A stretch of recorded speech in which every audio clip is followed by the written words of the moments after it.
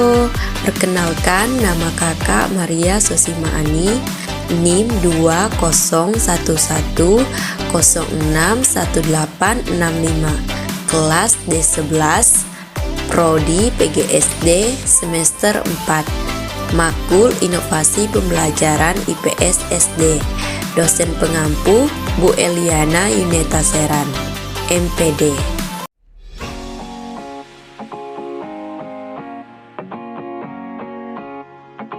Nah, di sini saya ingin menjelaskan tentang materi saya, yaitu pengertian penilaian dalam pembelajaran.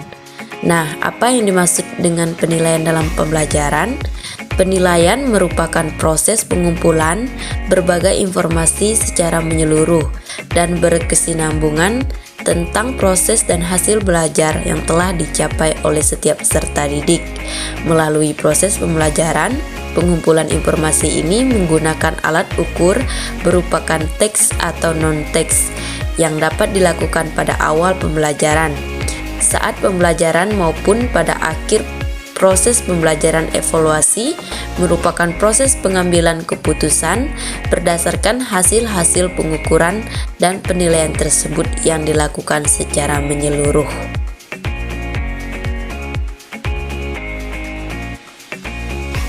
Nah, di sini saya mengambil tema 9, Kayanya Negeriku, dan subtema 1, Kekayaan Sumber Energi di Indonesia, yaitu pada kelas atas atau kelas 4. Pertama yang saya ingin jelaskan yaitu fungsi sumber daya alam bagi lingkungan sekitar.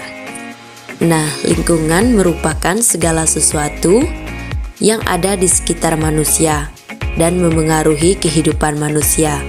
Sumber daya seperti udara, cahaya, dan air merupakan lingkungan bagi kita. Lingkungan menyediakan kebutuhan bagi manusia dalam berbagai hal. Lingkungan memengaruhi aktivitas manusia karena manusia senantiasa beradaptasi dengan lingkungan dalam memenuhi kebutuhannya. Berikut fungsi lingkungan bagi manusia, yaitu ada 3. Yang pertama sebagai tempat tinggal, yang kedua sebagai tempat hidup dan mencari makan, yang ketiga sebagai tempat berlangsungnya aktivitas atau bekerja. Nah, selain itu, bermanfaat juga bagi manusia. Lingkungan juga bermanfaat bagi tumbuhan dan hewan.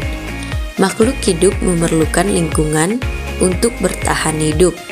Berdasarkan materi, lingkungan terbagi 2 jenis, yaitu lingkungan biotik dan lingkungan abiotik.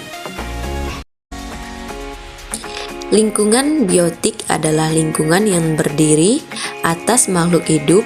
Contoh komponen biotik yaitu tumbuhan dan hewan. Sedangkan lingkungan abiotik adalah lingkungan yang terdiri atas makhluk tak hidup. Contoh lingkungan abiotik yaitu tanah, air, udara, dan sinar matahari. Aktivitas manusia tergantung pada tersedianya sumber daya alam. Sumber daya alam adalah segala sesuatu yang berasal dari alam dan dimanfaatkan untuk memenuhi kebutuhan manusia. Sumber daya alam dikelompokkan menjadi 2, yaitu berdasarkan lokasi sumbernya dan sifatnya. Menurut lokasinya, sumber daya alam dikelompokkan menjadi 2, yaitu sumber daya alam darat dan sumber daya alam perairan. Menurut sifatnya, sumber daya alam dikelompokkan menjadi sumber daya alam yang dapat diperbarui dan tidak dapat diperbarui. Berikut mengidentifikasi kegiatan ekonomi berdasarkan ketersediaan sumber daya alam. Kegiatan ekonomi yang dilakukan masyarakat sangat bergantung pada sumber daya alam yang terdapat di lingkungan. Ada yang dilakukan di dataran rendah, dataran tinggi, sungai, danau, pantai, dan laut. Perbedaan kegiatan ekonomi masyarakat berdasarkan kondisi atau letak tempat tinggalnya merupakan karakteristik antar ruang. Misalnya, masyarakat yang tinggal di sekitar pantai biasanya berprofesi sebagai nelayan, petani kelapa, atau penjaga pantai. Berikut beberapa kegiatan ekonomi masyarakat berdasarkan sumber daya alam. Yang pertama yaitu pantai. Pantai merupakan batas pertemuan antara daratan dan lautan. Sumber daya alam yang ada di pantai misalnya ikan, kepiting, ubur-ubur, cumi-cumi, dan garam.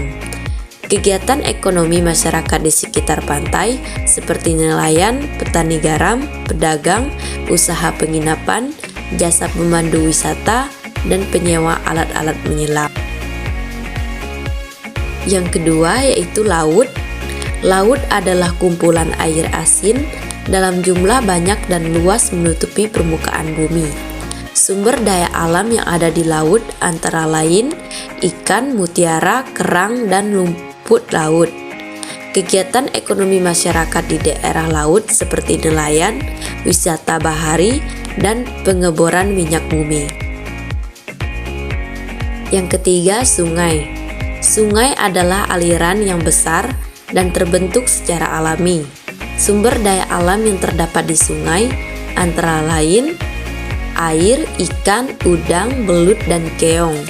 Ada juga yang memanfaatkan sungai sebagai sumber pengairan bagi pertanian, jalur transportasi, pasar terapung, kegiatan ekonomi masyarakat di sekitar sungai seperti penangkapan ikan, pedagang, dan jasa transportasi.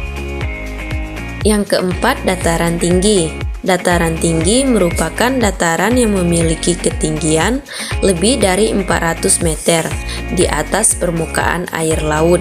Contohnya seperti daya alam dataran tinggi antara lain seperti kol, kentang, teh, dan apel. Dataran tinggi baik untuk menanam sayuran dan buah-buahan. Selain itu bisa juga untuk tempat wisata. Nah, kegiatan ekonomi masyarakat di dataran tinggi antara lain seperti pertanian, peternakan, objek wisata, jasa penginapan, jasa pemandu wisata. Lanjut yang terakhir, yaitu yang kelima, dataran rendah. Nah, dataran rendah adalah dataran yang memiliki ketinggian antara 0 sampai 200 meter di atas permukaan laut. Dataran rendah banyak dimanfaatkan untuk pertanian, peternakan, industri, dan lahan perumahan. Nah, contohnya seperti daya alam dataran rendah antara lain seperti padi, jagung, kedelai, dan bawang merah.